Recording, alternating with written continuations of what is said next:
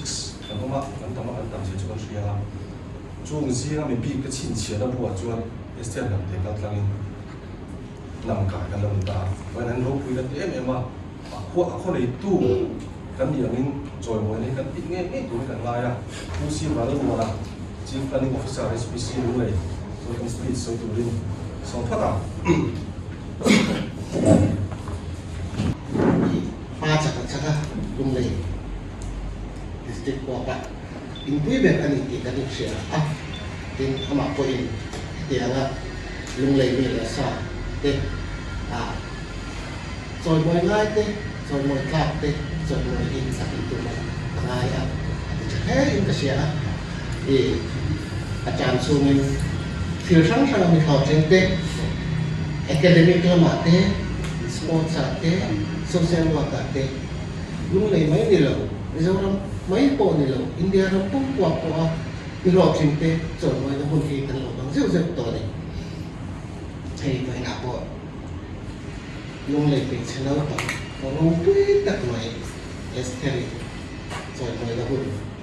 tối te kan thong dong ni a cái te ang hun kan han ni especially ma ba hen van tla bi pui kan son ma pai la ba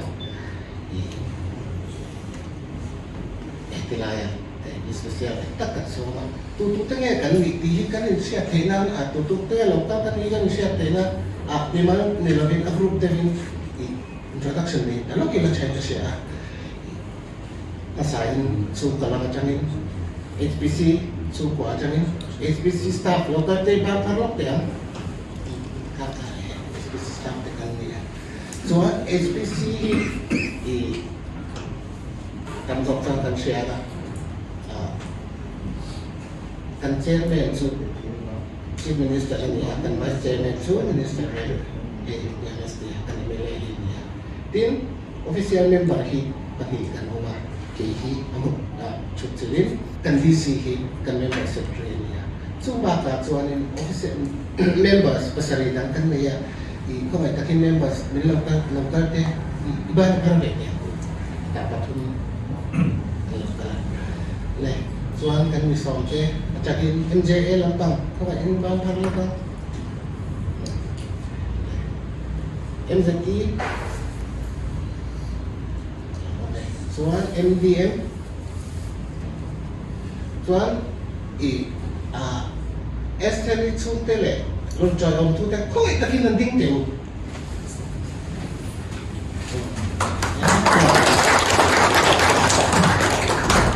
lame le hey kan sia family lo ka esteri tsuan India pun ko pen lo sang sang mai adonga kalian kan cek mah amai rotu kalian dek cakti atau mai lepas dok kentu dia taima na ngaya taima ani tiap sia di lubang te ani ya kai suai tu apa muat anu lepa an kai suai cha ani tiap sia anu lepa te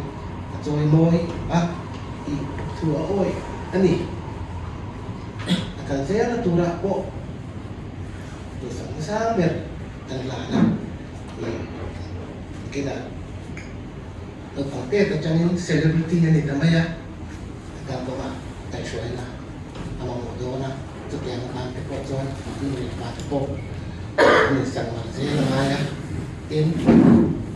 su katan hamtan kegiatan dengan cakai lo ni jadi naturin kan saya natura tu sang ber dan lana okey kan ada ni sebelum ni Kami kita tak siap. Angin kami kan misalnya kan sekolah kami sekolah tu macam pembuat dia si cara itu. Aku melakukan kami kami sana kak orang yang seperti itu ni. Aku malah tak kau bizarre pun makan dah di pakan dia. Dia akan macam mana pun macam bola. So. Ding lom ding na masayin chairman kai shoi tu lo samon na yes vice chairman te tin abi tak ni estel ham te estel lo do ya min am sing na du ma ngani te anu pa le ti le tu tu te tin kan board member som tak ron kalte ini kan chief training officer le atong pui te som le HPC staff som te ina big ta kan han som MDM te MZE te MJ te zama in kun thar chi bai kan han bu ka sa chewa India kan som na tlong tak le lai buna S3 kan phak to kan choi bon na hun bang tu wa kan kal ka min chuma lo thu kan han som na sa ni ka kan ngai khatwa te min anei tu chan hi kan chang de wa kan in nga ya chu mi ni wang chuan choi mo na te long pui na program hong sang sa han nei phot se chu mi zo la ma hela ya ini le bukan hanya dia hanya le chuan lai de ong lang ma se ke ia chuan kun ta ka ngai ni ti ko kha ni kan han soi masale tua in kan fia dangin Mizoram kha India mai lo khove la Esther te kaltan hian nan fia ha a thazong in hei ro pui le a chu mi pia la ma anei tu lung le lo thim na kan ngai in abi takin ami malang pon vice chairman mo kuna kan ho tu te kaltlang kalu chelai a tiang am loking India rama no bang choi mo sang be Mizoram adong sa te le chun ko kan han nei the hi ami malang takon kalo le ni ti te kha ni kan han soi lam ko ba ni tin kan fia tangin loking anti hian kong sang na te the ma cái money line zone to hen mi fiat kan ni na te e ma tha zone mi fiat te chu ni fia lama koi mo em le te fiat chu district ai o te ram ai o kan ni na lai ni ram represent kan ni na lai ni he mi ko ma hian Esther nam te lo kin na hian kan ngai ta to walin amma talent pathian na pe phung tu ra hai so tu hian anu le pa te thok rin hle a tin chu mi pia lama Christian kan ni na ti lam chian tu rin chung try mi chung kwa lo le se la ni le pu te po chian chuan ama hin support le ni ti kan fiat hian a hu le zuarin i kan mai ni he a lo ti nei tin so mai lo chu ama zai jing ti tu te music video lo siam satu te khatia khan sang o manga a lo kin na phe na rim taka lo thu le lo support tu te ko bring ni hai por committee ai lo in an chunga choi moina kan han lan tel bo kan ti kha kan han soi lo tin china khan kan chief planning officer khan soi to kan fiat to kon khan hai por committee this we district chuan kan neya e district kam song ne na kan an lo na in real bon san bim nei khan neya chumi chuan aken tel le ni pui thim lunga lian per chu lung le in pui yani pakhara ni lai hi nia chumi ni phang chuan ni blocking te a sports ani mo education ani mo le ke tu chuma thalai lo ombe lok ne hian thalai pui te promo na ni pa flomin le a sarkar ang puina i kan tu lian ta pakhat khani wangin tian hian choi moina te kan in an thin khani a amar chu he mi a ran pai fan san kan nei chuang lo ni wei mi kan choi moina kan han tu po hi ami malia lia wa pe ma mi mal ko ta changa na pe tu ra ni ti te kha i kan soi nam ne po ani na te kan soi lo chu ai talent nei sang lung le hian kan oma kan hun kal to hun liam to te ro pui ta mi ho king kan sia tangin India kale na swal tu kuda oma freedom fighter kan ti te inziak mi kusi thuam loi te Dr. Ram Prima Dr. Lee te tin Dr. Kel biak chu ma te Pharmacy RKL late tin sai mi le thapot yam pam lal zo te tin dura chung thu te tin flow ki mate Paulian Ralte tin Venia Popular and Political Indian Chuan Soisel Logi Kung Sang in Zoram India Rapot Chuan Umiro Pita Tak Herung Lehian Loshing Toa Venia Po Esteri Etianga Pathianin Inan Pele Lumuleyam Meitiana Mizoram Point Angkua Lom Ani Chuti Road Chuan Hanai Nei Tuchan Kanan Chama Bangin Lunglei Kuita Hugua Leni Tilai Ko Kha Kanan Soi Non Tua Tin he program Kotlang Hian No Pang Talen Nei Tak Na Hai Chua Lo Te Point Ko Makaring Ani Sports Hari Mo Music Aponianga Zina Ko Apo Hemi Ko Hian Esterin Lule Pa Te Hi Lunglei Lule Pa Te Hian Entona Fa Te Talen Hai Chua Ka An tuina le an thing zona full support petlak turin he program ka tlang hian kan han cha le ko ani oni se dia soi tu tok ta chu mga kan han chu lo mga ka kan han soi thi to ni se ani sa mai chu lo tu kan han soi ni ole oni se elemento ikan han lando nga ko ikan che me kan han chial chuak se Joy mùi na es thel lu ni tam te isom ni paru December sang isom ni pa India president Srimati Draupadi Murmu he na tanga Pradhan Mantri Rashtriya Bal Puraskar Award 2025 idong hi kolom pui tak zet cha mungai district le Mizoram ke ting thatu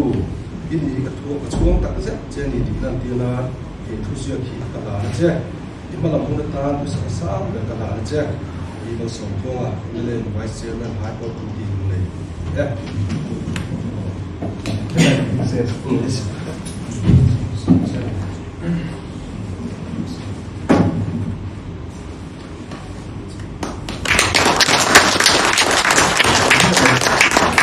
Lo que tengo por nè anh nghe cái thằng tiệc về mô cần tiệc rồi ha cái gì phản phản hết tiếng cái này đúng không mà bảo chú tiệc làm nhiều quý xuống nó cũng lấy cái này hi bây giờ này cái này nào cũng cái này sort xuống cái thằng tiệc ha nhỉ tiếng chuan xuống tay gần để tốt mấy này làm nơi xoay thế anh nghe lo mà nó tiền về tôi là cái mà một cái gì ăn thì làm cái mà trong in vậy và nó từ scooty xoay qua từ đi mà một cái xe cái gì à Nippon này cũng tất chúng xin scooty chỉ cần mà một phía ông này thì khá nhỉ ama rồi chú xem được cần phải xoay tiếng là cần thiếu tí lâu ngay cuối bố thì cần ông lâu thì là bốn tiếng sau về là cho các cái tiêu này cũng anh nhỉ cùng kính là tất scooty tết thì tất bố ông thấy nhỉ ama rồi chú xem khan anh mà một cái này vàng này chung cái nào tuổi của tụi anh nào vàng khan hiện cho nên mình làm mà scooty bác mẹ anh hẳn chặt cái khan này hiện cho với này hiện Esther bằng té cả dễ là tụi anh đủ sáng bờ để rồi mỗi năm lâu mà cái hẳn biết về thế chú HPC Transwan scooty này tụi anh nó cái hẳn làm được xem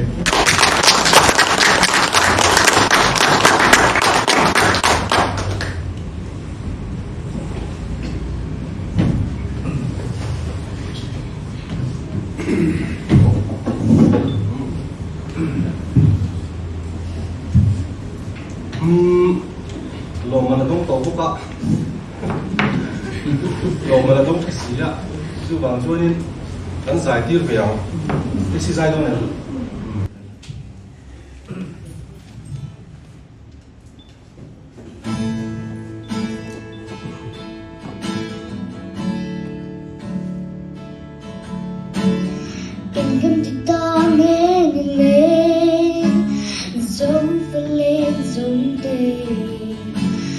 chuyện dân thì ngắm như ngoài rừng sẽ trắng hoa ra ngoài lù xuống ở tàu ra tô na cần ra mây đô đến mình lên tiêu lâu mày tiêu lâu mày cần tô mây đô lù dấu phá đâu ra lệ sẽ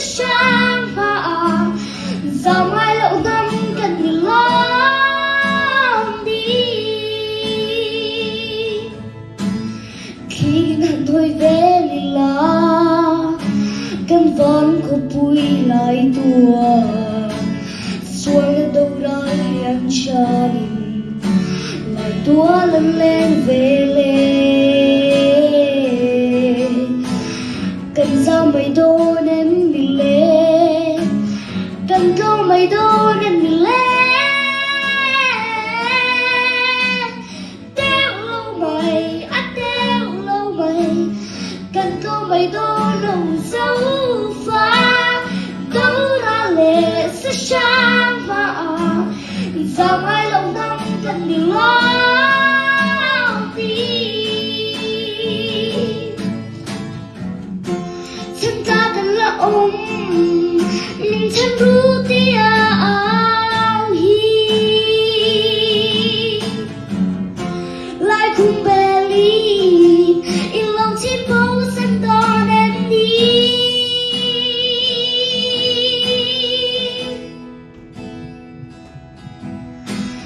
เดวเราไม่เดวเราไม่กันก็ไม่โดนเราเจ้าฟ้าđấu ra lệ sẽ sáng vào giờ ngay lâu năm cần đi lo đi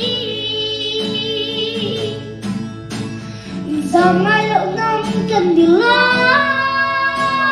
đi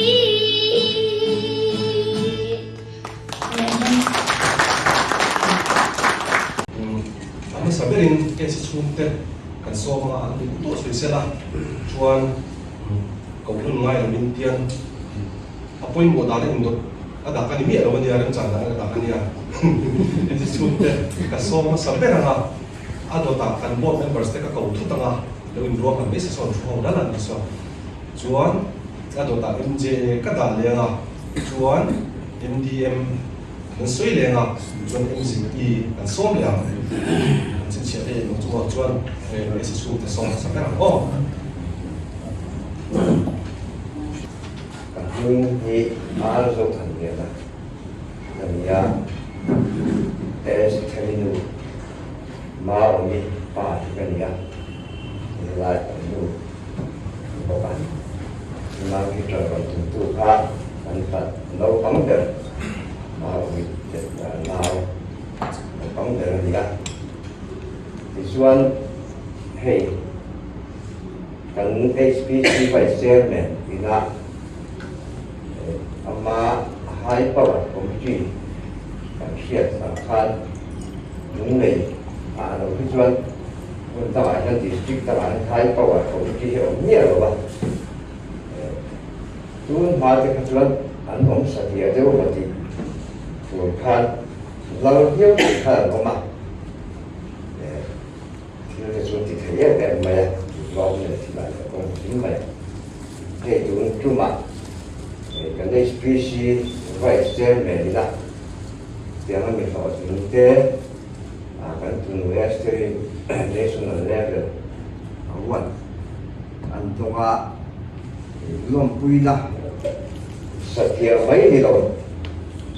program như là du lịch thiếu bè suốt chặt mấy anh mà một em chỉ hơn sợi ngâm chi bộ nhiệt rồi chút tiền là ni anh hành riêng luôn ta này dần sao mà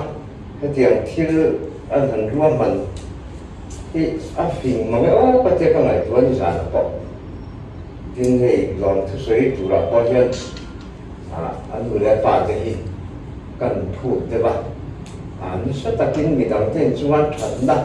để anh nằm tuy nó chơi đi anh luôn điểm thiếu có sao đâu cái tiền anh vừa lại phá đấy suy chủ là cần ai là phải làm sao chứ cũng suy này anh thì đấy ba cái cũng so với nhau làm thứ suy gì thiếu cha cũng tập anh đi qua đến suy thiệt thì ha cái suy tầm chuyên cái suy tôi những cái chuyện chủ bảo chuyên tối đến thì cái suy cha là fan cái HPC phải share mình là cái điều thiếu bè suốt tập mấy này rồi nói là sáng tuần chúng sáng thua cái điều program anh thành organize để sống mình hàng ngày thuộc sắp em mấy quý đó ba anh em lấy cái tiền công sự bản thân theo vào chủ nai xung phản là tiếng nghe tiếng thiếu mà cấu tập mày hi anh mình sẽ số mà số mà trong em mà nên nhớ là tí tới riêng vào mà các tiếng khăn rồi thú sợi mấy tiếng nó mà khăn cái sợi thiếm nó bị sinh trọng ta hiện ở tại chuyện nó cái lòng sợi cái gì cái lòng mà nhị tiếng khác mình nói chuyện tuy khác cái đó nênให้มีแท่งตัวเทียนอันนู้นเลยป่าจะถอดให้นะไม่เกี่ยวกับมันกันเปลี่ยนสวนนะจะเห็นปุ๋ยบอกเพราะว่าก็เลยเรื่องปุ๋ยแต่แล้วให้มีตัวเลยเขาปุ้งปุ๋ยแล้วมีโซ่ลำปุ้งปุ๋ยจะน่าอินสปอร์ตนะแล้วอากาศเสียตัวเรื่องดูสับนะอินจบใจปุ๋ยซะแต่ให้กำส่งมาใหญ่เห็นที่เราว่าสร้างกันบุญนัชรัตน์พอดีจอยเราฉันนั่นแหละยินดูสับนั่นเด้ดูสับปอนนะข้างทรงเขาปะเทียนเฮียบุญจินบุญเฮียนอารมณ์ร่างสวัสดิ์ซึ่งเดี๋ยวพอจนในกันในปีชีไว้เจอแบบเพียงตัดไม่เดียวอารมณ์ร่วมมันเฮียเดียวโปรแกรมที่ตัดไม่ที่แต่ที่ตัดไม่อารมณ์เสียบสักอารมณ์ซอยมอยนะฮิกันช่วงกว่าฮิกันรอเอ็มมานี่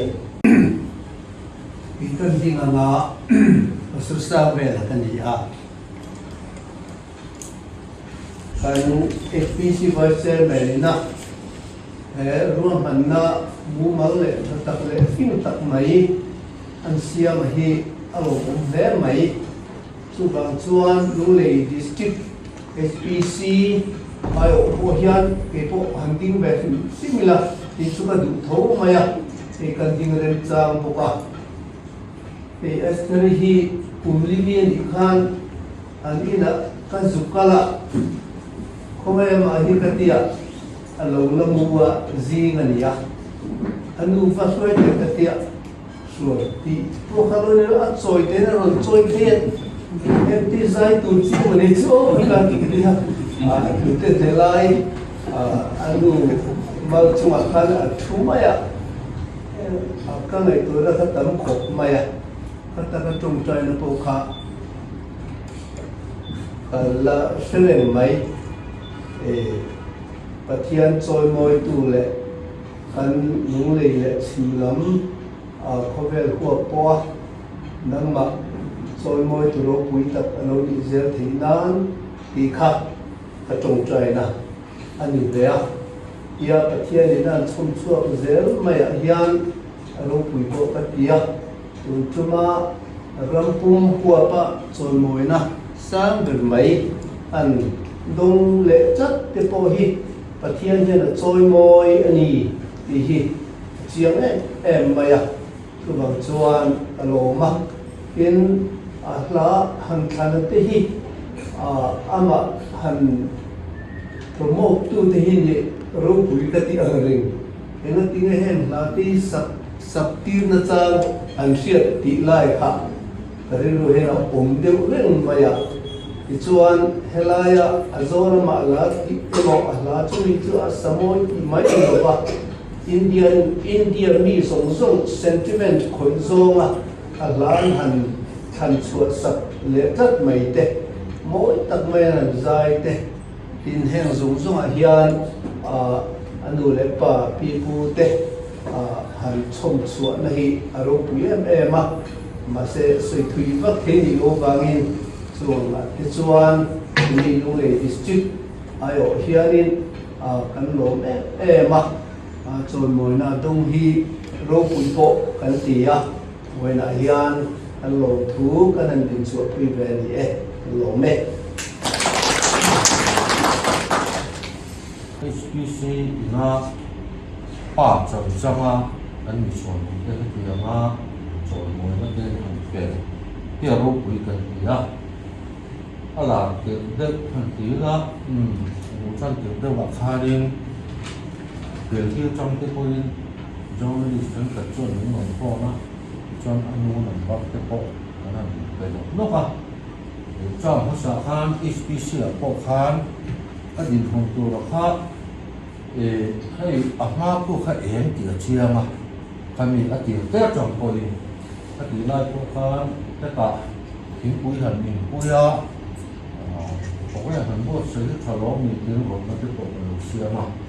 nó có chiếu ở sạch na nước của phi cơ vàng cái đồng hồ tàu thà sự làm sạch này và thì cho nên là tàu sầu dễ là mình dâu ta report coverage dễ những cái kia mình sẽ cần chương này nó sự tạo thành khang India của cái chuyện hoa giải thì cũng kinh mình dâu cái nông lệ tổ lồng mấy cái tên Ambania sòng nhan mình dâu giải thì cái tu hàng giải để tổ lồng mấy Prime Minister mà ở hiện tu mang giải để tổ lồng mấy report rate thì nó số ba rồi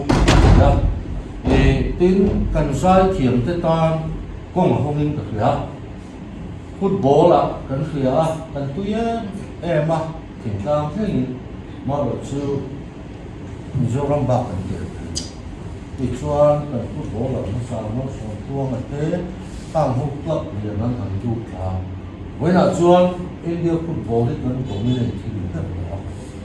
chút tiền cho giải là mà có gì đi thì cái người số đông xuống là nó quá cần qua lắm chút tiền lại cần sai vào cuối tên national cái international event make lại người số tự tan es cái gì đó mà không mà như là MZE Jubilee nó sẽ tụ lên MZE thì mình so mà đi tụ mà nó so ya chúng ta có chung giải tiền con mà anh nghĩ anh tôn tụ sát là cái mô vài là cái cô bảo về luôn là cũng là cho nên ông muốn nó cho nên yêu chịu phát cho nên cái một bộ sự thì đó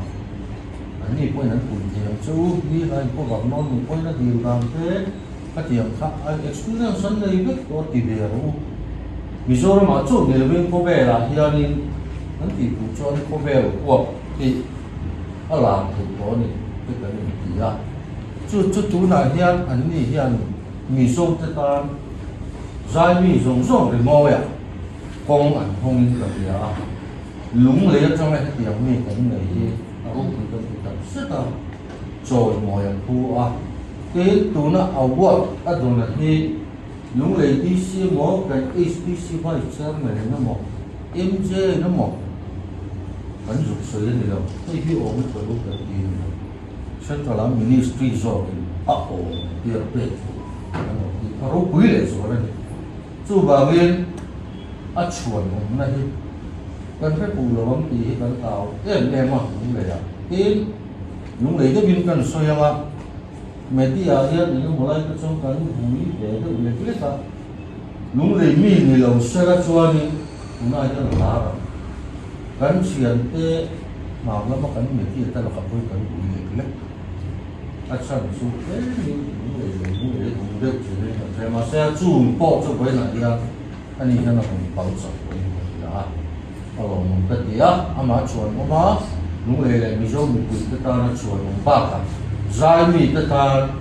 mình dùng giải mi cái ta cùng không hiểu không cái gì á đó nên ông thế thì khác mình sẽ mình cần xử lý đấy mấy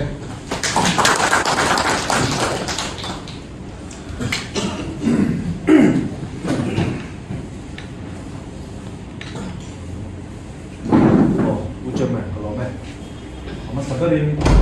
HPC Vice Chairman Zong Ta le HPC at Okwite HPC Board Member te in lung le ta na po panga Okwite le la esri hamte chung te anu le pa te pi le pu te MDM District Headquarters lung le hingin thar chi pai bu chewani ka apam ta kan soi to a poi hi lek kan soi venga point kat na chuan masatara chuan kan HPC Vice Chairman WMS ia chanchin man soi ka duwa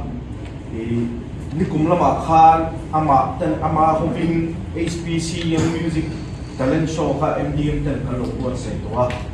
lung leya no pang song pali duai lam ho kualing talent show kalo kuat sai chuta chuan no pang tak an ron tela khang no pang telte tin kha so lo telte khan voi ni thun hian mason tak an huwa atiang kha an ya tin zai lamba ka sports lama lung le min lo ti hum chho tu te zirna lama lung le min lo ti hum chho tu te bikin chalai zinga kan vice chairman hian te pato pin an mani promote na ni pa la thina hami wang khan an vice chairman chunga hian lom thu kha ama sapen kan soi tuwa tin apan hina chuan hei esri namte na china kan mj president na soyam khan kan thathawa phaya keni foi hun tam tak le kha lo zir in kan lo um ve thin towa phai la mio kon abik takin mizo ram hi in shalo em thin maya chang le manipur mi ni te min tia chang le arun na changi mi ni te min tia a thenin barma mi ni te min te thina chuan hun local zela an soyam khan football je te tuna lian zuala te amon lar chawa anni wang te min phai lama mizoram hi hriat kana no ton ve dewa tuna tiang hian esri hamte india rama no pangtana awat sang ber an la nu atong phei chuan phai lam ho pon bikin ministry level a ho mizoram hi mizo te hi tu te kan ni ti hi tuna chon chiang tel tel don ni alanga so wang chuan me chano pang te la he ti nga lung le mai hi lo mizoram le zofa te he ti nga india ram ma shia tho thei tura min siam hi aro pui ka ti le maya chu wang chuan ama chuma po hian lom thu an soi duwa tin anu le pa te abi kin nei pi ma omi an fan wina ting tin mun a thlen thei na tura tan hian thei ta chu ania ke mani phona mit ne am putu kan ni a chang le sum dong in tiang khan engeng mo zuarin kha tiang khan a fan tan thei pa to palo chu ve thin ania voi ni a en tianga hlotlin na an hu hi ke ni mdm chu thing lu takin an lom pui ni ti kha kan soi duwa tin an kal le zela tura pho du sakna khakan hang hal duwa a to per tan chuan voinia hetiang hun tha hetiang hun hriat lo ta ke ni mdm te kan hpc vice chairman le thopui dana in so mi thinu takin lom thu kan soi ni kalome chairman hpc vice chairman le hana local khom te ngọc thu ka pila chu ke hi ke lang rin puya kania MZE headquarters nung le yan president kani hey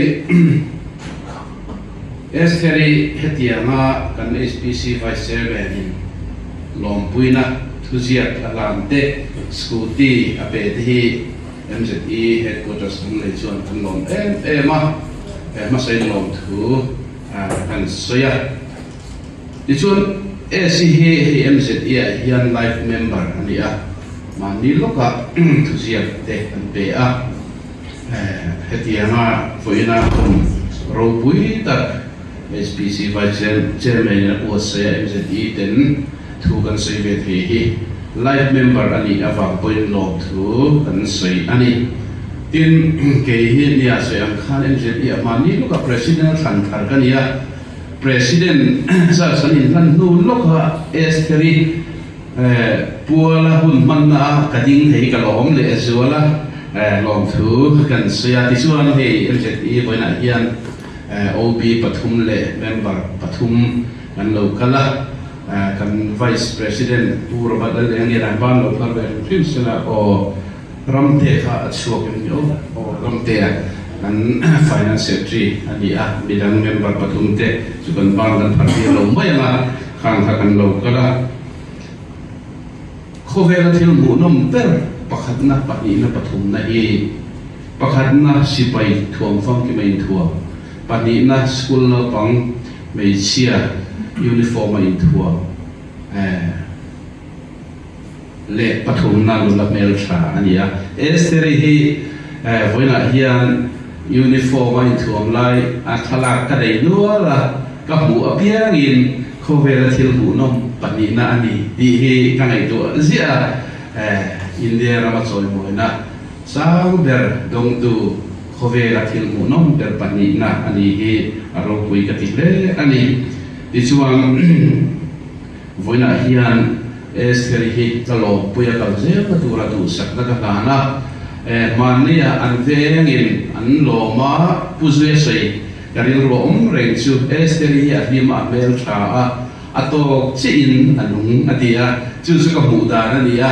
voina hian esteri hi no pangte ni ma sela akal le zel ka tura lim tak le lom takin tal sela pathian in veng sela anu le pa in pathian an au nara hi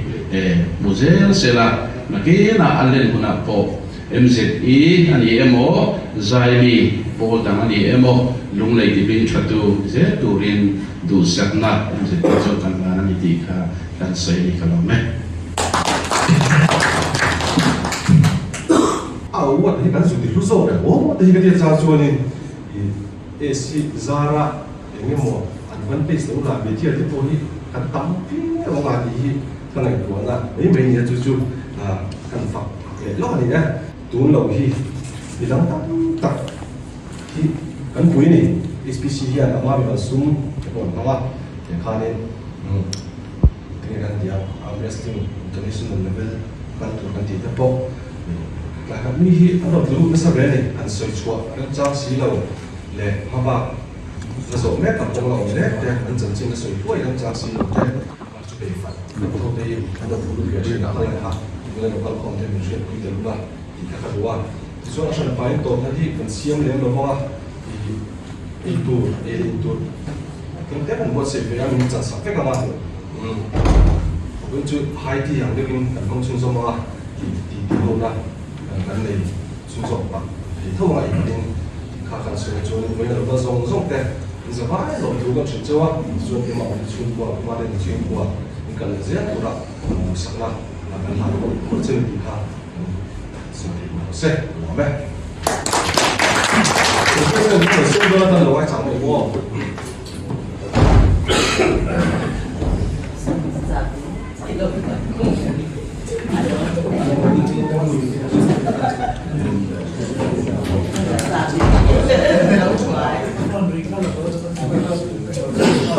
什么？